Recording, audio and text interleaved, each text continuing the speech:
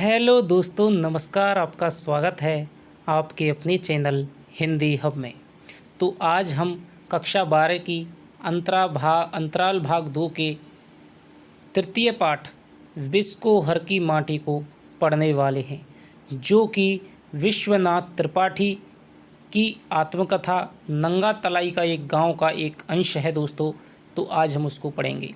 यदि दोस्तों आपके लिए वीडियो क्वालिटी सही नहीं आ रही है तो आप सेटिंग आइकन पे क्लिक करके हाईएस्ट पिक्चर क्वालिटी पे क्लिक करके ओके करें, तब आपको वीडियो की क्वालिटी है वो ओके मिलेगी।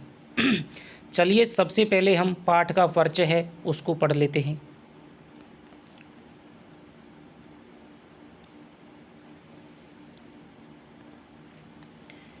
कि प्रस्तुत पाठ विष को हर की माटी विश्वनाथ त्रिपाठी प्रस्तुत पाठ विष को हर की माटी विश्वनाथ त्रिपाठी। दोस्तों, विश्वनाथ त्रिपाठी का एक इतिहास है, हिंदी साहित्य का सरल इतिहास। इनका एक बहुत ही प्रसिद्ध इतिहास है। जब आप बीए में पढ़ते हैं तब आपके लिए सरल इतिहास को पढ़ने की सलाह दी जाती है, क्योंकि इन्होंने हिंदी साहित्य के इतिहास को सभी का बहुत ही मिक्सअप करते हुए बहुत ही सरल भाषा में समझाने की कोशिश की है। की आत्मकथा नंगा तलाई का गांव। आपसे क्वेश्चन दोस्तों बहुत ही इम्पोर्टेंट क्वेश्चन बनता है कि बिस्कोहर की पार्टी नामक किस विधा की रचना है, तो वो आत्मकथा विधा की रचना है। यानी कि ये है एक आत्मकथांश है दोस्तों, ठीक है। और ये कहाँ से लिया गया है, तो नंगा तलाई का एक गांव इनकी एक आत्मकथा है विश्वनाथ त्रिपाठी की, उससे ही इस वाक्य को लिया गया है। आत्मकथात्मक शैली में लिखा गया यह पाठ अपनी अभिव्यंजना में अत्यंत रोचक और पठनीय है। लेखक ने उम्र के कई पड़ाव पार करने के बाद अपने जीवन में माँ, गांव और आसपास के प्राकृतिक परिवेश का वर्णन करते हुए ग्रामीण जीवन शैली, लोक कथाओं, लोक मान्यताओं को पाठक तक पहुँचाने की कोशिश की है। यानी कि किस उम्र पर मैंने गांव में क्या क्या देखा उसको, और उसके अलावा अपने प्राकृतिक प्रवेश क्या था, ठीक है, ग्रामीण जीवन शैली क्या होती है, लोक कथाएं व लोक मान्यताएं क्या होती हैं, उसको हमारे तक पहुंचाने की इस पाठ में कोशिश की गई है। गांव शहरों की तरह सुविधा युक्त नहीं होते, बल्कि प्रकृति पर अधिक निर्भर रहते हैं। इस निर्भरता का दूसरा पक्ष प्राकृतिक सौंदर्य भी है, जिसे लेखक ने बड़े मनोयोग से जिया और प्रस्तुत किया है। एक तरफ प्राकृतिक संपदा के रूप में अकाल के वक्त खाई जाने वाली कमल ककड़ी का वर्णन है, तो दूसरी ओर प्राकृतिक विपदा बाढ़ से बदहाल गांव की तकलीफ़ों का जिक्र है। कमल, कोइयाँ, हरसिंगार के साथ साथ तोरी, लौकी, भिंडी, भटकटैया, इमली, कदम्ब आदि के फूलों का वर्णन कर लेखक ने ग्रामीण प्राकृतिक सुषमा और संपदा को दिखाया है। तो डोढ़ा, मस्जिदवा, धामिन, गोहुअन, घोर कड़ाइच आदि सांप बिच्छुओं आदि के वर्णन द्वारा भय मिश्रित वातावरण का भी निर्माण किया है। दोस्तों, आपसे पिछले पेपर में पूछा गया था कि डोढ़ा, मस्जिदवा, धामिन क्या हैं, तो ये आपका विकल्प था सांप की प्रजाति हैं। तो ये सांप की आपकी प्रजाति हैं जिनसे ये क्वेश्चन है वो पूछा गया है। आपसे ज़्यादातर संभावना रहती है कि पाठ परिचय में से ही क्वेश्चन पूछ लिया जाए। यदि उसे कठिन क्वेश्चन बनाना है तो दोस्तों वो पाठ के अंदर जाएगा।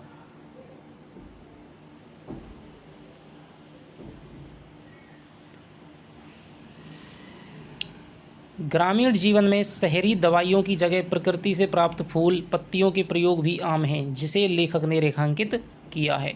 पूरी कथा के केंद्र में है बिस्कोहर, जो लेखक का गांव है, और एक पात्र विश्वनाथ, जो लेखक स्वयं विश्वनाथ है। गर्मी, वर्षा और शरद ऋतु में गांव में होने वाली दिक्कतों का भी लेखक के मन पर प्रभाव पड़ा है, जिसका उल्लेख इस रचना में भी दिखाई पड़ता है। 10 वर्ष की उम्र में करीब 10 वर्ष बड़ी स्त्री को देखकर मन में उठे भावों, संवेगों के अमिट प्रभाव व उसकी मार्मिक प्रस्तुति के बीच संवादों की यथावत आंचलिक प्रस्तुति अनुभव की सत्यता और नैसर्गिकता की द्योतक है। पूरी रचना में लेखक ने अपने देखे भोगे यथार्थ को प्राकृतिक सौंदर्य के साथ प्रस्तुत किया है। लेखक की शैली अपने आप में अनूठी और बिल्कुल नई है। तो दोस्तों, इसमें उन्होंने 10 वर्ष की अवस्था में उनको एक अपनी 10 वर्ष यानी कि 20 वर्ष की एक लड़की से, स्त्री से प्यार हो जाता है, ठीक है। तो इस प्रकार उसके मन में क्या भाव उठते हैं, उनको भी विश्वनाथ त्रिपाठी ने बड़े ही सरल भागों में पूर्ण मनोयोग से दोस्तों यहाँ पर हमारे सामने प्रस्तुत किया है।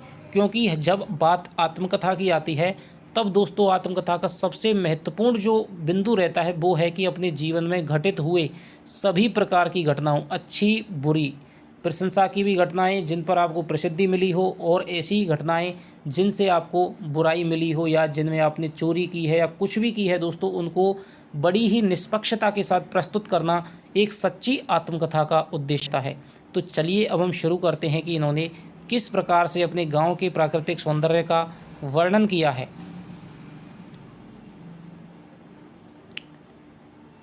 पूरब टोले के पोखर में कमल फूलते, भोज में हिंदुओं के यहाँ भोजन कमल पत्र पर परोसा जाता है।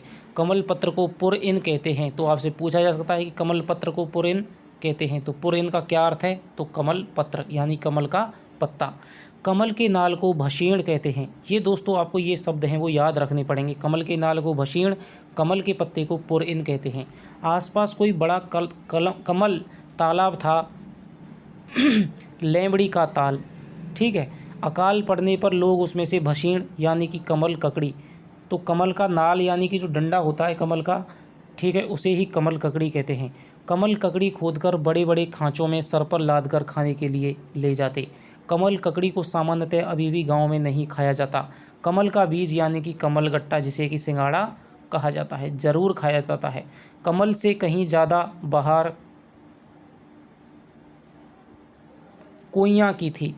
कोइयाँ वही जल पुष्प है जिसे कुमुद कहते हैं। तो कुमुद क्या है? यानी कुमुदनी, कुमुद और कुमुदनी, तो इसे ही कोइयाँ कहा जाता है। इसे कोकाबेली भी कहते हैं। तो एक नाम आ जाएगी, कुमुद को क्या कहते हैं? कोकाबेली भी कहते हैं। कोइयाँ, कुमुद और कोकाबेली एक ही नाम है दोस्तों। शरद में जहाँ भी गड्ढा और उसमें पानी होता था, कोइयाँ फूल उठती थी। रेलवे लाइन के दोनों ओर प्राय गड्ढों में पानी भरा रहता है। आप उत्तर भारत में इसे प्राय सर्वत्र पाएंगे। तो कोइयाँ को कहाँ बताया है लेखक ने? उत्तर भारत, पूर्वी भारत, पश्चिमी भारत, दक्षिण भारत, तो उत्तर भारत। विश्वनाथ बहुत दिनों से समझते थे कि कोइयाँ सिर्फ हमारे यहाँ का फूल है। एक बार वैष्णो देवी दर्शनार्थ गए थे, देखा यह पंजाब में भी रेलवे लाइन के दोनों तरफ खिला था, अनवरत और निरंतर। शरद की, तो जब लेखक वैष्णो देवी पर गया था तो उसने कहाँ पर देखा? पंजाब में भी कोइयाँ को देखा था। यानी कि ये उत्तर भारत में समस्त जगह पर पाया जाता है। शरद की चांदनी में सरोवरों में चांदनी का प्रतिबिंब और खिली हुई कोइयाँ की पत्तियाँ एक हो जाती हैं। इसकी गंध को जो पसंद करता है वही जानता है वह क्या है। इन दिनों तालाब में सिंघाड़ा आता है।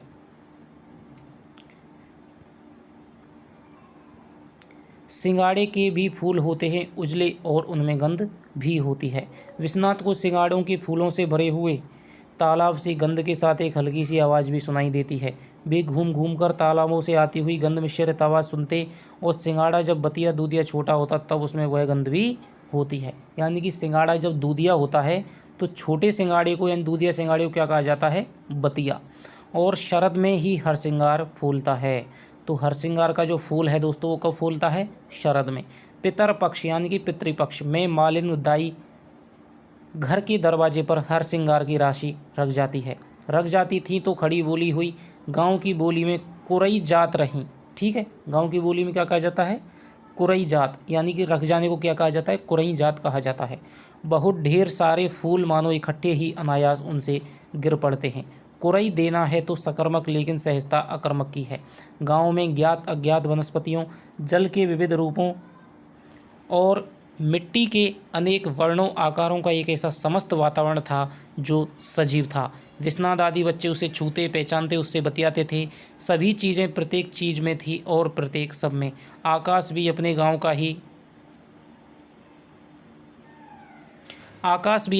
का ही एक टोला लगता। चंदा मामा थे, उसमें एक बुढ़िया थी जो बच्चों की दादी की सहेली थी।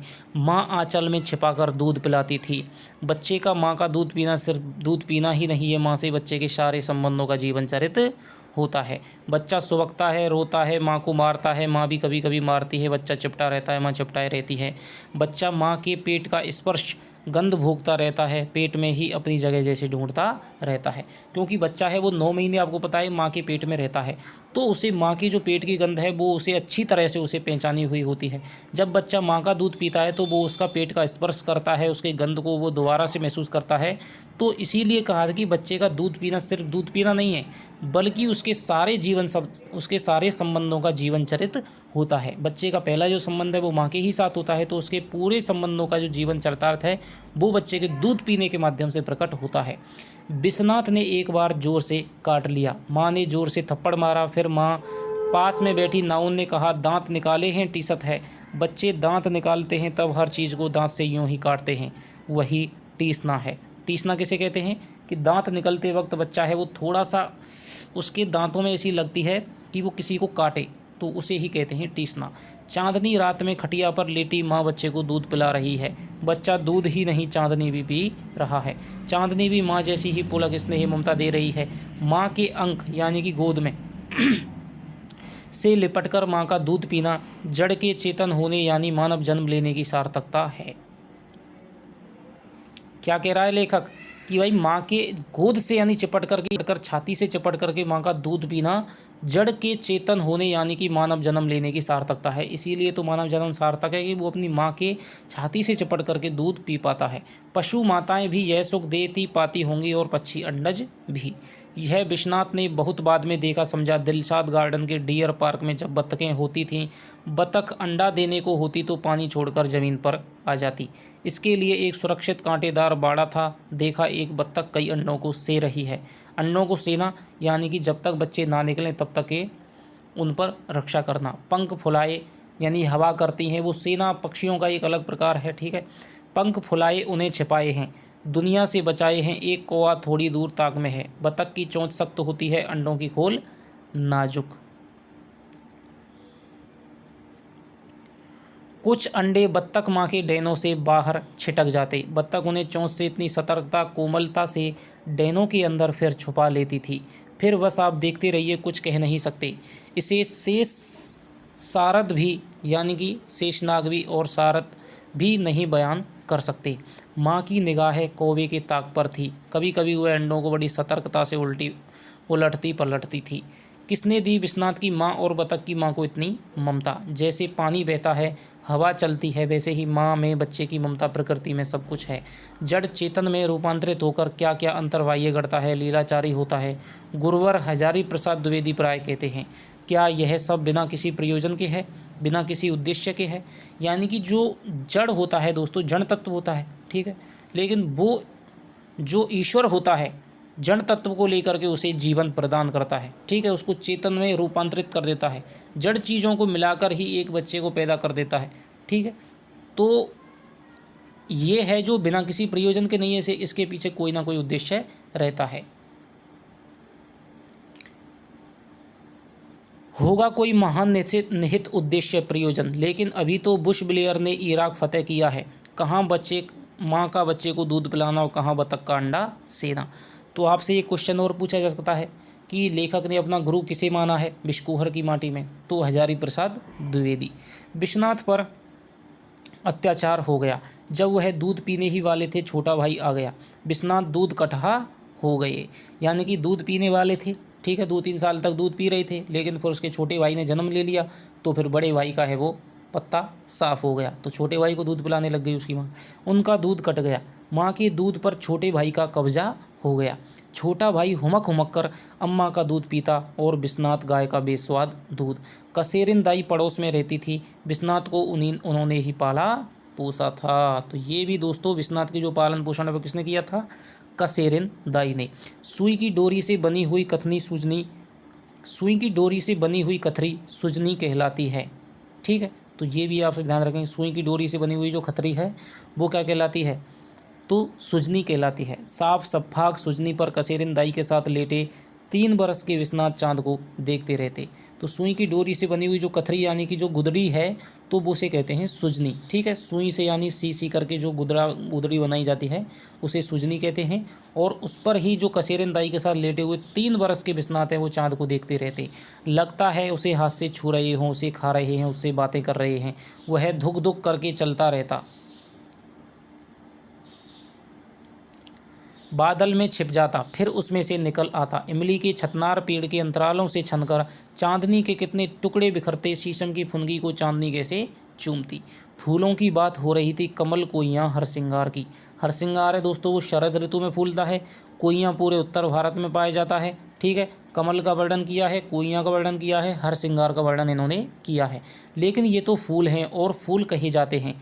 ऐसे कितने फूल थे जिनकी चर्चा फूलों के रूप में नहीं होती, और वे हैं फूल तोरी यानी कि तोरई जिसकी सब्जी बनाई जाती है, लौकी, भिंडी, भटकटैया, इमली, अमरूद, कदम्ब, बैंगन, कोढ़ा यानी काशीफल, शरीफा, आम के बौर, कटहल, बेल, बेला, चमेली, जूही वाला बेला नहीं। ठीक है, बेल, बेल एक दोस्तों एक बेल यानी बेलगिरी जो भी आती है बेल है, ये जूही वाला नहीं है, बेला नहीं है, बेला बेला चंपा होते हैं जो। अरहर, उड़द, चना, मसूर, मटर के फूल, सेमल के फूल। तो इस प्रकार के फूलों की इन्होंने चर्चा की है।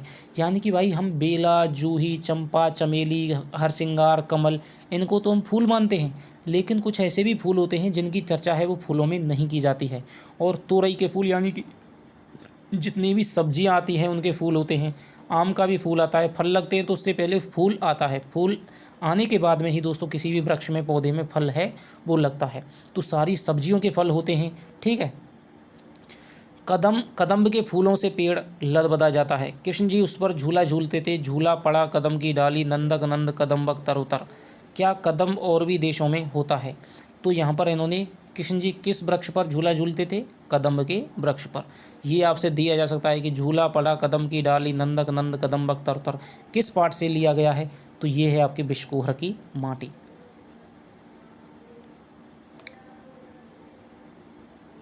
मुझे तो लगता है कि कदम्ब का दुनिया भर में एक ही पेड़ है, बिस्कोहर में, पच्छू टेला में, ताल के पास। सरसों के फूल का पीला सागर लहराता हुआ, खेतों में तेल तेल की गंध, जैसे हवा उसमें अनेक रूपों में तैर रही हो। सरसों के अनवरत फूल खेत सौंदर्य को कितना पावन बना देते हैं। विश्वनाथ के गांव में एक फल और बहुत इफरात यानी कि बहुत ही तादाद में होता है, उसे भरबंडा कहते हैं। यानी कि विश्वनाथ के गांव में कौन सा एक फल है जो बहुत ही तादाद में होता था? तो उसे कहते हैं भरबंडा।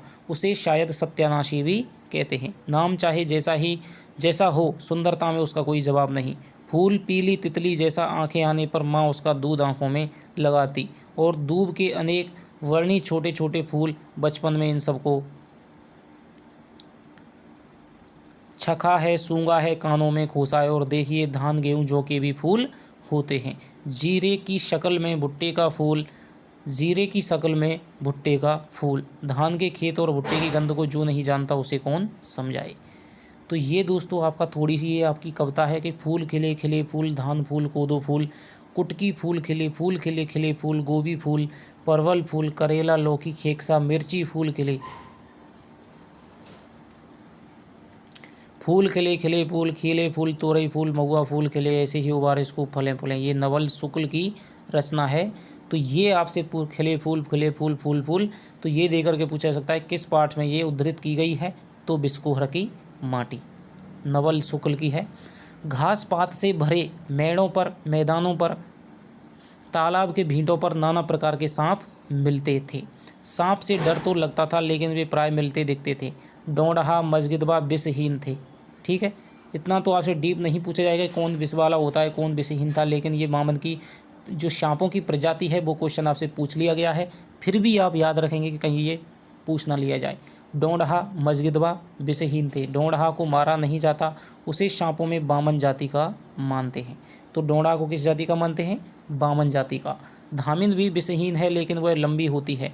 मुँह से कुश पकड़कर पूंछ से मार दे, मुँह से कुश पकड़कर पूंछ से मार दे तो अंग सड़ जाए। ठीक है, सबसे खतरनाक गोहुअन जिसे हमारे गांव में फेंटारा कहते हैं। तो ये आपसे पूछा जा सकता है कि बिस्कोहर की माटी में विश्वनाथ ने सबसे खतरनाक सांप किसे बताया है? तो वो बताया है गोहुअन को, और जिसे हम गांव में फेंटारा कहा जाता है।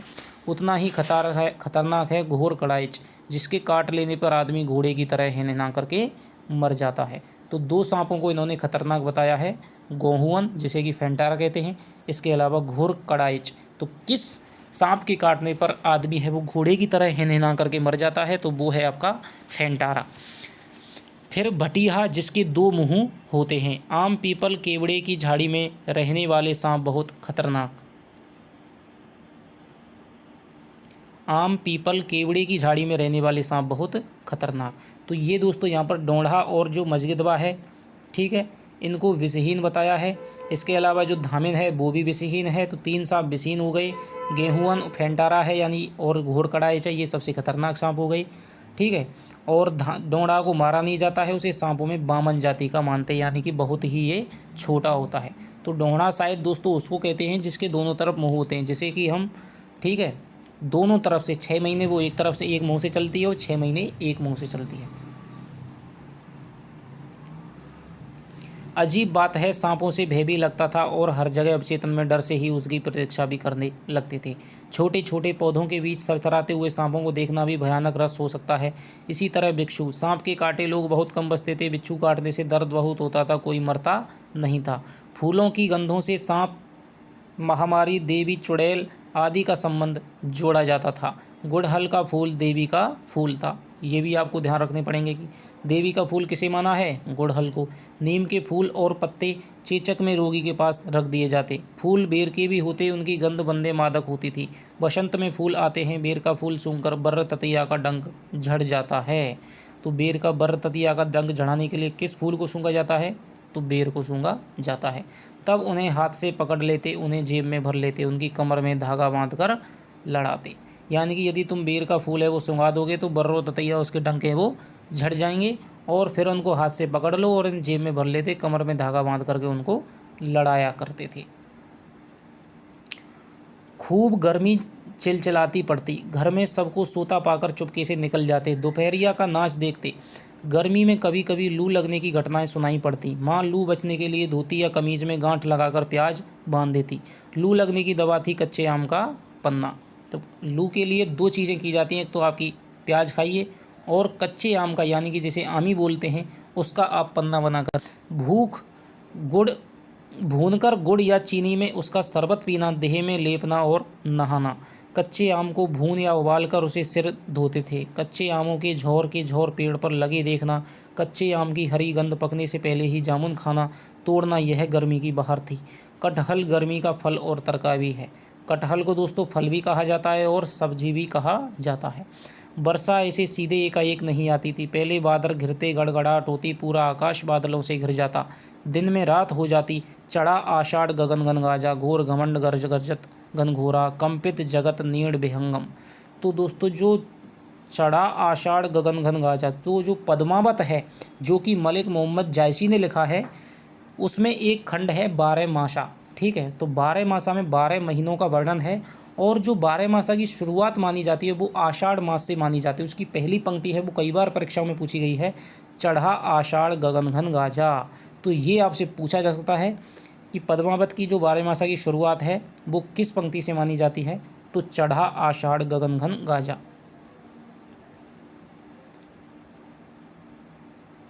वर्षा ऋतु ऐसी ऋतु है जिसमें संगीत सबसे ज़्यादा होता है, तबला, मृदंग और सितार का। जोश ने लिखा है, बजा रहा है सितार पानी, और वर्षा ऐसे नहीं आती हुई दिखलाई पड़ती थी मेरे घर की छत से, जैसे घोड़ों की कतार दूर से दौड़ी हुई चली आ रही हो। और पास पास अब नदी पर वर्षा, अब डेग घर पर, अब बड़की बगिया पर, अब पड़ोस के घर में टप टप टप आंधी चले और टीन छप्पर उड़े।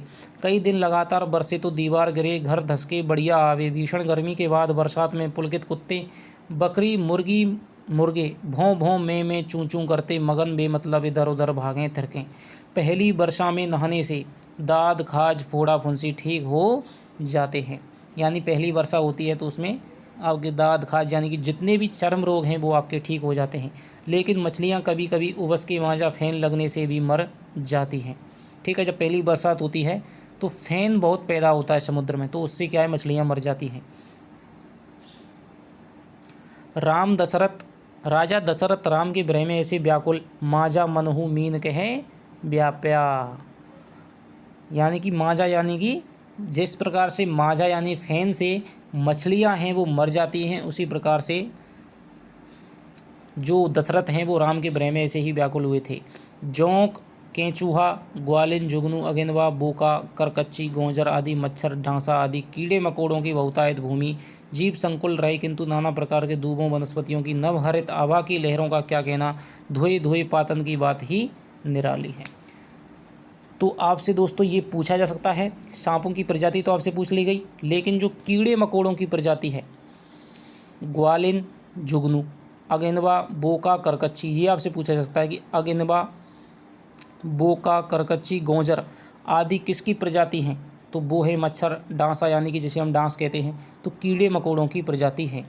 फिर जिंदगी कीचड़ बदबू की लदर पदर, बाढ़ आवे, सिवान खेत खलियान पानी से भर जाएं, तो दिशा मैदान की भारी तकलीफ, यानी कि जो शौच करते हैं गाँवों में पहले खेतों में ही जाते थे, यदि बाढ़ आ जाएगी खेत खलियान पानी से भर जाएंगे तो फिर शौच कहाँ पर जाएंगे। जलावन की लकड़ी पहले ना इकट्ठी कर ली तो गीली लकड़ी गीले कंडे से घर धुएं से भर जाए। बरसात के बाद बिस्कोर की धरती, सिवान, आकाश, दिशाएं, तालाब, बूढ़ी राप्ती नदी निखर उठते थे। धान के पौधे झूमने लगते थे, भुट्टे, चरी, सनई के पौधे, करेले, खीरे, कांकर, भिंडी, तोरी के पौधे, फिर लताएं। शरद में फूल तालाब में शैवाल, शरद में फूल तालाब में शैवाल सेवार, उसमें नीला जल, आकाश का प्रतिबिंब, नीले जल के कारण तालाब का जल अगाध लगता। स्नान करने से आत्मीय शीतलता और विशुद्धता की अनुभूति, तालाबों का नीला प्रसन्न जल विश्वनाथ को लगता। अभी इसमें कोई देवा देवता प्रकट होगा। खेतों में पानी देने के लिए छोटी छोटी नालियाँ बनाई जाती जिन्हें बरहा कहते थे। तो बिस्कोहर की पाठ के आधार पर बताइए कि खेतों में जो पानी देने के लिए छोटी छोटी नालियाँ बनाई जाती थी उन्हें क्या कहा जाता था, तो बरहा कहा जाता था। उसमें से जल सुरीला शब्द करता हुआ शाही शान से बहता हुआ जैसे चांदी की धारा रेंग रही हो, उन पर सूर्य की किरणें पड़ती।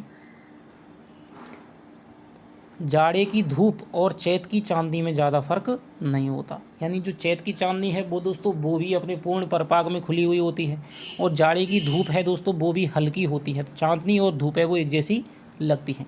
बरसात की भीगी चांदनी चमकती तो नहीं, लेकिन मधुर और शोभा के भार से दबी ज़्यादा होती है।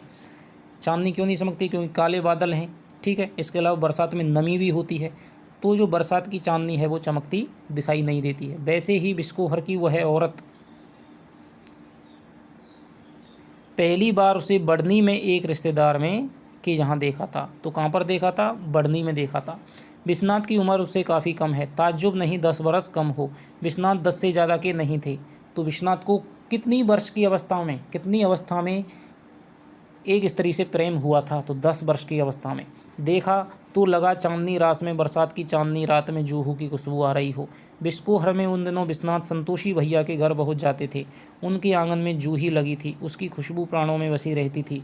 यों भी चांदनी में सफ़ेद फूल ऐसे लगते मानो पेड़ों लताओं पर चांदनी ही फूल के रूप में दिखाई पड़ रही हो। चांदनी भी प्रकृति, फूल भी प्रकृति, खुशबू भी प्रकृति, और वह औरत विश्वनाथ को औरत के रूप में नहीं, जूही की लता बन गई हो, चांदनी के रूप में लगती। ठीक है, तो उसकी तुलना है वो किससे की है कि जूही की लता बन गई, चांदनी के रूप में लगी, जिसके फूलों की खुशबू आ रही है। प्रकृति सजीव नारी बन गई थी। यानी ऐसा लगता है कि जैसे जो औरत है उसके शरीर से, उसके तन से जूहू के फूलों की खुशबू आ रही है, और वो मुझे चांदनी के समान है लगती थी। ऐसा लगता था पूरी प्रकृति है वो इसी औरत में समा गई हो। और विश्वनाथ उसमें आकाश, चांदनी, सुगंधी सब देख रहे थे। वह बहुत दूर की चीज़ें इतने नज़दीक आ गई थी। सौंदर्य क्या होता है, तदाकार परिणति क्या होती है, जीवन की सार्थकता क्या होती है, यह सब बाद में सुना, समझा, सीखा, सब उसी के संदर्भ में। वह नारी मिली भी, विश्वनाथ आजीवन उससे शर्माते रहे। उसकी शादी बिस्कोहर में ही हुई। कई बार मिलने के बाद, बहुत हिम्मत बांधने के बाद उस नारी से अपनी भावना व्यक्त करने के लिए कहा, जे तुम्हें पाई जाई तो जरूर ही बोराई जाई, जो तुम्हें पा जाएगा वह जरूर ही पागल हो जाएगा। तो ये कथन आपसे पूछा जाता है कि किसने कहा था, तो विश्वनाथ ने अपनी जो स्त्री है जिससे प्रेम हुआ था उससे कहा था, बिस्कोहर की माटी नामक पाठ में। जाई देव विश्वनाथ बाबू, जाने दो विश्वनाथ बाबू, उनसे तो हमार कब्बों ठीक से भेंट नहीं भई। उनसे तो जो मुझे पाकर के पागल हो जाएगा, ऐसे व्यक्तियों से तो मेरी कभी भी ठीक से भेंट नहीं हुई है। यानी कि वो विश्वनाथ पर ही व्यंग करके कह रही है। विश्वनाथ मान ही नहीं सकते कि बिस्कोहर से अच्छा कोई और गांव हो सकता है, और बिस्कोहर से ज़्यादा सुंदर कहीं की औरत हो सकती है। विश्वनाथ को अपनी माँ के पेट का रंग हल्दी मिलाकर बनाई गई पूड़ी का रंग लगता था, गंध दूध की। ठीक है, तो यहाँ पर आपसे पूछा जा सकता है कि हल्दी मिलाकर बनाई गई पूड़ी का रंग है वो माँ के पेट का रंग है लगता था। पिता के कुर्ते को जरूर सूंघते, उसमें पसीने की बू बहुत अच्छी लगती। नारी शरीर से उन्हें बिस्कोहर की ही फसलों वनस्पतियों की उत्कट गंध आती थी। तालाब की चिकनी मिट्टी की गंध, गेहूं भुट्टा खीरा की गंध पुआल की होती है। फूले हुए नीम की गंध को नारी शरीर या श्रृंगार से कभी नहीं जोड़ सकते। फूले हुए जो नीम की गंध होती है उसे हम नारी श्रृंगार से कभी भी नहीं जोड़ सकते। वह गंध मादक, गंभीर और असीमित की ओर ले जाने वाली होती है। संगीत गंध बच्चे विश्वनाथ के लिए संगीत और गंध बच्चे विश्वनाथ के लिए सबसे बड़े सेतु हैं काल इतिहास को पार करने के लिए। सबसे दोस्तों मोस्ट क्वेश्चन यहाँ पर ये बन जाता है कि विश्वनाथ के लिए काल इतिहास को पार करने के सबसे बड़े जो संबंध जो सेतु हैं वो किसको बताया है या फिर किसको नहीं बताया है। 4 विकल्प आपको दे देगा। तो यहाँ पर संगीत है, गंध है और बच्चे हैं। तो 3 विकल्प आपको ये याद रखने हैं कि इन तीनों के माध्यम से ही जो विश्वनाथ हैं वो इनको सेतु मानते हैं काल और इतिहास को पार करने के लिए। बड़े गुलाम अली खां साहब ने एक पहाड़ी ठुमरी गाई है, अब तो आओ साजन सुने अकेले में या याद करें। बड़े गुलाम अली था जो एक बहुत ही शास्त्रीय कलाकार थे, ठीक है, जिन्होंने जो 1960 में जो आपकी एक जो फिल्म आई थी जो अकबर अनारकली वाली थी, उसका जो दिलीप कुमार वाला था, तो उसमें उन्होंने संगीत गाने गाए हैं, ठीक है। बहुत ही प्रसिद्ध शास्त्रीय गायककार थे बड़े गुलाम अली, ठीक है। अब तो आओ साजन सुने अकेले में या याद करें, इस ठुमरी को तो रुलाई आती है। और वहाँ मुगले आजम फिल्म थी दोस्तों, ठीक है, वहीं औरत इसमें व्याकुल नज़र आती है। अप्राप्ति की कितनी और कैसी प्राप्तियाँ होती हैं, वह सफ़ेद रंग की साड़ी पहने रहती है। घने काले केश संवारे हुए, आंखों में पता नहीं कैसी आर्द्र व्यथा है, वह सिर्फ इंतजार करती है। अब तो आओ साजन सुने अकेले में या याद करें, इस ठुमरी को तो रुलाई आती है, वही औरत इसमें व्याकुल नज़र आती है। तो जो विश्वनाथ कहते हैं कि जिससे मैंने प्रेम किया था, मुझे जब मैं इस ठुमरी को सुनता हूँ तो मुझे इस ठुमरी में जिससे मैंने प्यार किया था वही औरत है, मुझे व्याकुल नज़र आती है, ऐसा लगता है कि वही अपने साजन को बुला रही हो। अप्राप्ति की कितनी और कैसी प्राप्तियाँ होती हैं, वह सफ़ेद रंग की साड़ी पहने रहती है, यानी कि उसका जो पति है वो मर गया है। घने काले केश संवारे हुए है, आंखों में पता नहीं कैसी आर्द्र व्यथा है, वह सिर्फ इंतजार करती है। संगीत, नृत्य, मूर्ति, कविता, स्थापत्य, चित्र, गरज की हर कला रूप के आस्वाद में वह मौजूद है। विश्वनाथ के लिए हर दुख सुख से जोड़ने की सेतु है। इस स्मृति के साथ मृत्यु का बोध अजीब तौर पर जुड़ा हुआ है। नंगा तलाई का गांव है, इनकी आत्मकथा है, उसका अंश है ये आपका बिस्कोहर की माटी। अब उसके क्वेश्चन, कोइयाँ किसे कहते हैं, तो ये आपका आया ही है, कोइयाँ है वो कुमुद को कहते हैं, ठीक है। उसकी विशेषता बताइए। बच्चे का माँ का दूध पीना सिर्फ दूध पीना नहीं है, विश्वनाथ पर क्या अत्याचार हो गया, छोटा भाई आ गया, उसका दूध की जगह ले ली। गर्मी और लू से बचने के उपायों को प्रमाण दीजिए। कच्चे आम का पन्ना पीजिए और प्याज की गांठ है वो बांध लीजिए। लेखक विश्वनाथ ने किन आधारों पर अपनी माँ की तुलना बत्तख से की है, जिस प्रकार से माँ है अपनी ममता के साथ में अपने बच्चे को दूध पिलाती है, ठीक है, उसका रखरखाव करती है, उसी प्रकार से जो बत्तख है वो भी अपने अंडों को सेती है। बिस्कोहर में हुई बरसात का जो वर्णन विश्वनाथ ने किया है उसे अपने शब्दों में लिखिए। फूल केवल गंध ही नहीं देते, दवा भी करते हैं। दवा कैसे करते हैं कि जो नीम के गंध हैं वो आपके बीमार के रोगी के पास रखे जाते हैं, कई गंध को सुखा करके, ठीक है, जो सांप बिच्छू हैं वो भी भगा दिए जाते हैं। प्रकृति सजीव नारी बन गई, इस के संदर्भ में लेखक ने प्रकृति, नारी और सौंदर्य संबंधी मान्यताएं स्पष्ट कीजिए। ऐसी कौन सी स्मृति है जिससे लेखक के साथ मृत्यु को बोध अजीब तौर से जुड़ा हुआ, तो वो जिस स्त्री से उन्होंने प्रेम किया था उसके साथ में जो मृत्यु का बोध है वो अजीब तौर से जुड़ा हुआ है, क्योंकि उसका पति है वो मर गया है। जब वो ठुमरी गाता है तो उसको उसी स्त्री की व्याकुलता है वो नज़र आती है। पाठ में आए फूलों के नाम, सांपों के नाम छांटिए, उसके रंग रूप विशेषताओं के बारे में लिखिए, ठीक है। तो फूलों के नाम आपको याद करते हैं, कौन कौन से फूल आए हैं। कोइयाँ आया, हरसिंगार आया, हरसिंगार शरद ऋतु में ही खिलता है। इस पाठ से गाँव के बारे में आपको क्या जानकारियाँ लिखती हैं, ठीक है। तो सबसे पहले दोस्तों सांपों की प्रजाति के बारे में क्वेश्चन पूछ लिया गया। एक क्वेश्चन सबसे पहले इसमें बनता है, वो है आपके नंगा तलाई गाँव का अंश है, आत्मकथा है, किस विधा की रचना है, ये आपसे बहुत ज़्यादा पूछा जा सकता है, तो आत्मकथा विधा की रचना है। सांपों की प्रजाति पूछ ली है, कीड़े मकोड़ों की प्रजाति है वो आपको याद रखनी है, ठीक है। जब उनको प्रेम हुआ था कितनी वर्ष की अवस्था थी, 10 वर्ष की अवस्था थी, ठीक है। तो ये 8-10 क्वेश्चन यहाँ से बनते हैं। भसीण किसे कहते हैं, ये कुछ ऐसे शब्द आए हैं जिनका अर्थ आपको जानने के लिए ज़रूरी है। भसीण यानी कमलनाल, कमल का तना, कुमुद जल पुष्प कोइयाँ कोका बेली भी कहते हैं इसे। सिंघाड़ा जल फल कांटेदार फल जो पानी सिंघाड़ा जानते ही हैं आप। बतिया फल का विकसित रूप है। बतिया यानी कि जैसे कच्चा दूधिया जो सिंघाड़ा होता है उसे बतिया कहते हैं। प्रयोजन उद्देश्य। कथरी माने बिछोना। साफ सफ़ा यानी साफ और स्वच्छ। इफरात माने अधिकता। किसकी? भरबंडा की। जो भरबंडा की अधिकता थी, एक फल बहुत ज़्यादा लगता था तो वो था भरबंडा। भींटों यानी कि टीले और ढूह है। ठीक है, तो ये आपका हो गया साहब। इसके अलावा बरहा माने खेतों की सिंचाई के लिए बनाई गई नाली। सुबक ना माने धीरे स्वर में रोना। आँख आना गर्मियों के मौसम में आँख का रोग होना। थिरकना माने नाचना। अगाध माने भरपूर। आर्द्र माने नमी। तो ये इस प्रकार के दोस्तों इसके क्वेश्चन हैं, वो भी मैं आपको जल्द ही दोस्तों करा दूंगा। ठीक है, तो इस प्रकार ये आपका पाठ हो गया विश्व घर की माटी, जो कि विश्वनाथ त्रिपाठी ने लिखा है। विश्वनाथ त्रिपाठी का ज़्यादा कोई परिचय है वो ज़रूरी नहीं है, जो भी क्वेश्चन आना होगा दोस्तों इसी से आ जाएगा। ठीक है, तो ये आत्मकथा विदा की रचना है, नंगा तलाई गाँव का एक अंश है। तो आशा करता हूँ कि आपको ये वीडियो पसंद आई होगी। यदि आपने दोस्तों अभी तक हिंदी साहित्य के इतिहास की क्लासें नहीं देखी हैं तो उनको भी प्लेलिस्ट में जाकर के आप देखना शुरू कर दीजिए। और इसके अलावा मैंने अंतरा भाग 2 के गद्य पाठ के 10 भाग दोस्तों पढ़ा दिए हैं, 10 पाठ हैं, उनको भी दोस्तों आप देखिए। तो चलिए आपसे मिलता हूँ नेक्स्ट वीडियो में, तब तक के लिए दोस्तों बाय बाय। जय हिंद, जय भारत।